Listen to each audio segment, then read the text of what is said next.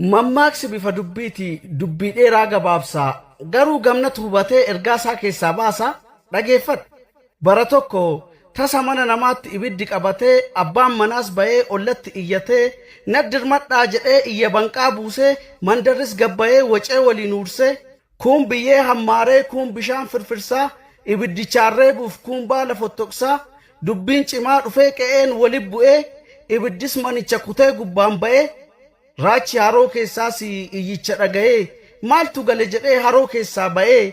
waan isaa hubatuuf yoo itti dhiyaatu mana laalee arge yoo ibiddaan gubatu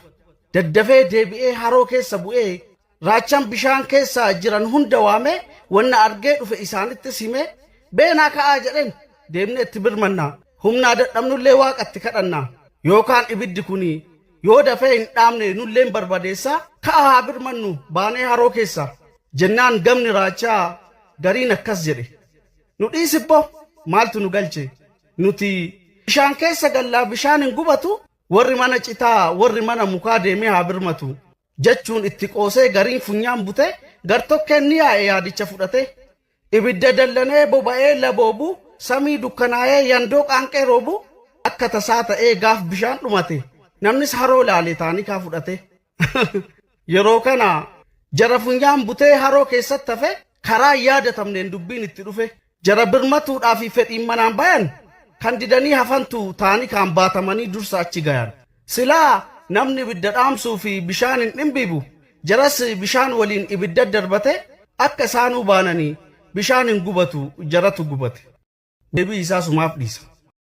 Galatoominaa jedhaan jaala koo onnee irraa gadi qabee jaaladhu hiriyyaa rabbii gaditti woobiif isa waammadhu isa daandirra kufnaanii rakkoon manaa na baasee fuuldura keessanitti bakka kufee na kaase hiriyyaa huqqachuu koolaalee garmalee gadde isa gaarummaa isaatiif gaafa san jecha dhabde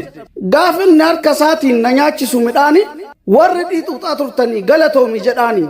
oolmaa inni naaf oolee fi silaa anumat jedha inni immoo kootii miti galata keessan fedha malee silaa gaafa san dhufa gaafa rakkoo sodaadhee sagal maqaa isaa waamu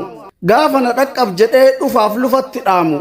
gaaf bakka seenu dhabee aduuf qorra sodaadhe harka koo na qab jedhee gaafa booyee warwaadhe gaafa san ture silaa hiriyyaa dhugaa ta'uun gaafa san ture silaa waamicha koo dhagayuun